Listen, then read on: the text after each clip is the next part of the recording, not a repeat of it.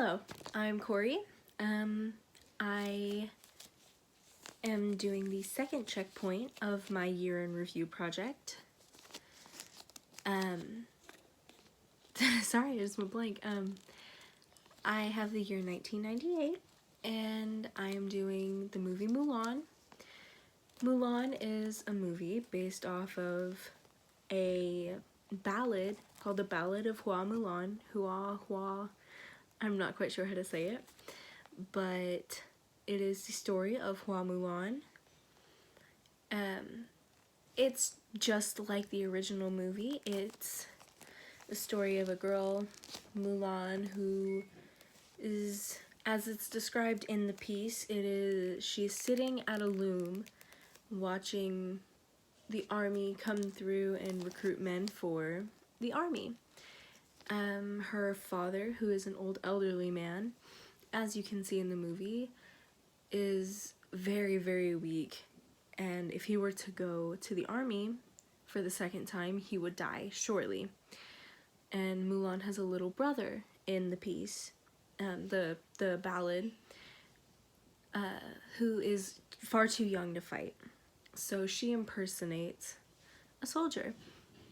However, one crucial difference that I find interesting in the movie versus the ballad is Mulan's parents support her in the ballad, but she doesn't tell them that she's going to do it in the movie. She just does it, and by the time they find out, it's too late. So there are tons of differences. I'm just giving you a slight backstory. It's based off of the ballad. She fights in the army for 12 years, and when she finally returns home, she humbly declines the positions that she has been granted. She returns home on her horse. She comes back to her joyful family. Her brother is older, her parents are older, everybody's happy that she's home. She finally returns back to her old life. She's wearing all of her old clothes again, and she meets up with her friends from the army, who were shocked to see her in women's clothes because for 12 years they had no idea she was a woman. She's really great at hiding it. And a few key points here is, at the time, when the movie Mulan was released, there were things going on around the world, like the Winter Olympics being held in Japan that year. France had won the Winter Olympics, and in Ireland, this is a cool bit, in Ireland they were making a peace treaty, the Good Friday Agreement, which was brought to the surface, I guess, was documented on April 10th, 1998. It wasn't actually set into motion up until, I believe it says either January 1999 or April 1999. I can't remember right now. I'm just drawing a blank. You can see in the movie, which I didn't know until I looked it up. You can look in the movie, and her dog at the beginning of the movie, his name is Little Brother. And I haven't fact checked this, but I believe that the dog is called Little Brother because it would be a reference to the Ballad of Hua Mulan, which is different from Fa Mulan, but I'm not quite sure why that is. I couldn't find anything on why she's called Fa Mulan as opposed to Hua Mulan. I'm not quite sure. But anyways, she is just a normal... Honestly, the plot of Mulan, everybody should probably know by now. It's an older movie. A lot of people have seen it. If you haven't seen it, you just haven't watched a lot of Disney, really. But the movie plot is, obviously, Mulan's living her normal life. At the beginning, she goes to see the matchmaker, who in a lot of cultures is someone to be feared because you never know what you're going to get with a matchmaker. You could get the man or woman of your dreams. No, man. I'm pretty sure it was just for females. It might have been for males too, I'm not sure. But either way, the matchmaker would find you the perfect person for you. Say, oh, the only reference that I can think of would be Fiddler on the Roof. The oldest daughter, Zeidel, is to be married, and the matchmaker is trying to have her be wed to the man that she is not in love with. And that's a whole struggle, and all of her younger sisters, all of Zeidel's younger sisters, are just hoping and praying that the matchmaker will make them a match.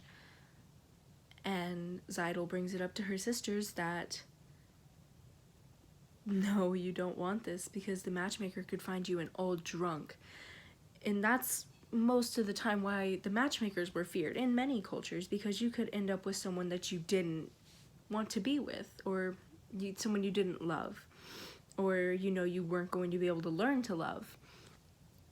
So matchmakers were highly feared, hence the line in the song, one of the first songs in the movie, I really can't remember the name of it right now, but it says, scarier than the Undertaker, we are meeting our matchmaker. Which, like I had said previously, is because many women feared their matchmakers, as they were seen as like almost the end of your innocence as well. Because once you had a match, you weren't a child anymore. You were an adult. You were a fully functioning adult in whatever society you lived in. And just a couple of other interesting things that were happening in 1998. Bill Clinton with the Lewinsky, I'm really drawing a blank here. I don't have my essay printed out. Silly me, whatever. It's okay. But the Lewinsky scandals were kind of an up-and-coming thing. Bill Clinton delivered his "I did not have sexual relations with that woman" speech, I guess, testimony, whatever. Those are just, a few things interesting that happened in 1998. But a big reason why it was so popular in 1998 and why it's still popular today is, well, for one, it doesn't necessarily follow the Disney formula. It's not girl has parent issues, girl finds prince, she falls in love with him, she becomes a princess. And that's not really how it works in this case. In this case, Mulan focuses on just trying to bring her family honor and make them proud, in which she doesn't really want a relationship, not from anything that has been said in the movie or anything that's been said about the movie. Even outside of the movie, nothing has ever been said that she focused on getting herself a man. She just tries to take care of her father and her grandmother and her mother to the best of her ability. And whenever she finds out that her father, Fa Zhu, is drafted into the army again after already being injured, as you can see him walking around in the movie with his little cane, his cute little cane, and Mulan just obviously, she puts her family and friends first. Like, it doesn't matter who it is, it could be her friends or family, or especially in her case, all of China. She is willing to save them first rather than help herself. And she's just such a selfless person. She's selfless, she's beautiful, she's just super kind, which is a typical princess attribute. Most princesses are really sweet and kind and beautiful. And they can talk to animals with their little magic dragon, Mushu, played by Eddie Murphy. Great guy, by the way. You should see his other movies. But it's just, she's such a selfless and beautiful human being. She puts her family first. She takes care of people before herself. She is an amazing role model, especially for young girls, which is why it was so popular at the time, because there were so many young girls that thought, this is what a Disney princess is doing, this is what I should be doing. Which, I mean, is a good tactic if you think about it. Getting young girls to appreciate, or not appreciate, but getting young girls to help others before themselves in a way, help them become more selfless, because it's their role model. You always, you want to be like your role model. You don't want to disappoint them. Say, like, you wouldn't want to let Gandhi down. If you looked up to Gandhi, you wouldn't want to let him down, you know? And so a lot of girls became a lot more selfless and helpful to people around them because a Disney princess was doing it. And Disney is influential, like, still to this day. It's a huge influence. It's a huge company. But Mulan is still one of the biggest movies up there because not only is she a selfless person, but if you haven't noticed, she's really one of the only princesses that eats that you can see. Like, if you take a look at movies like Aladdin, for instance, you never see Princess Jasmine eating anything. And in movies like Tangled, you never see her eating anything. You ever see Rapunzel? No. And there's so many other movies, especially newer ones like Mulan, or not Mulan, like Frozen and Moana. I don't know about you, but I don't think I've seen a princess eat in either of those. The only time I think I've seen anyone eat was in Frozen was whenever Anna was eating the chocolates. Or stuffing her face. It's just not very many princesses were, like, shown eating because they had to maintain that perfect slender body that they had. And another huge point, don't know how I missed this, she completely blurs gender roles. First off, she impersonates a male soldier, and she does it well too. She obviously had a lot of people fooled. She impersonates a man, and she does it so well, despite the beginning of the movie. Despite when she first gets to the camp, she does a really good job portraying a man for that time period.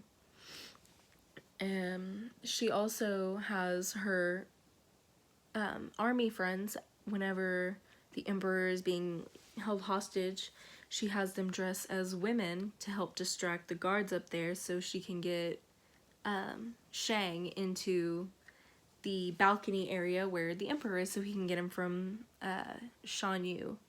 Yeah, Shan Yu, the leader of the Huns, who are obviously the ones attacking China, which is why the whole Mulan thing happened. She had to save China in place of her father. Well, I mean, she didn't have to. It's just, that's how that ended up. She completely blurs gender roles, and she makes some guys look pretty great. I mean, I don't know about you, but those makeup job's pretty good.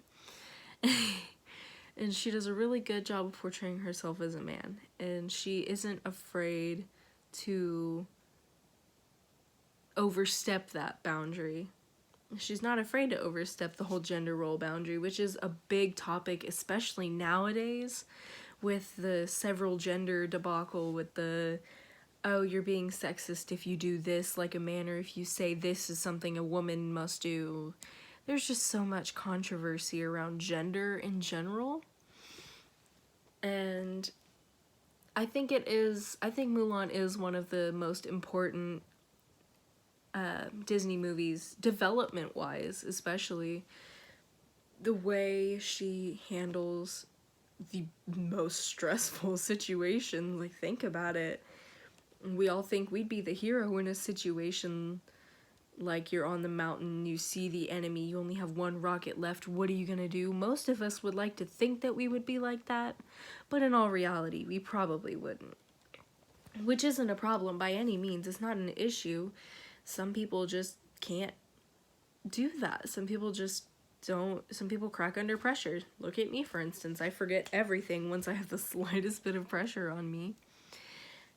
But you just have to see it from a point of view of Mulan is a kick-ass lady. I mean, she impersonates a soldier. She goes in, she dominates in her field. She starts off so puny and like unathletic and like all of this, and then within a matter of weeks she gets so much better. Like, she's climbing everything. There's a whole montage, there's a song. I mean, I'm putting this on YouTube, so I probably can't play the song for copyright reasons, but you know, it's whatever. But a lot of times people just don't really look at movies and see them from like a motivational standpoint. They just see it as, oh, she's a princess, it doesn't matter. No, she's a great role model to look up to. I know I looked up to her for the longest time when I was in like a little kid, like in 1st, 2nd grade. I loved Mulan. It was one of my favorite movies. I watched it all the time. And every time I watched it, I would just remember thinking, I want to be just like that. Like, I want to be someone who helps others no matter what the cost. And she's a great role model, and she was popular in 1998 when the movie came out, and she's popular today. I mean, she is a timeless character who deserves the world. She is an amazing human being, and she's great. Honestly, she is. Well, I'm running out of time, but thank you for watching this or listening to this, Mr. Hayston, whoever stumbles upon this, whoever you may be. I hope you like my cat sweater. I hope you like my lights. I hope you like my my Shrek up there. And thank you for listening. Goodbye.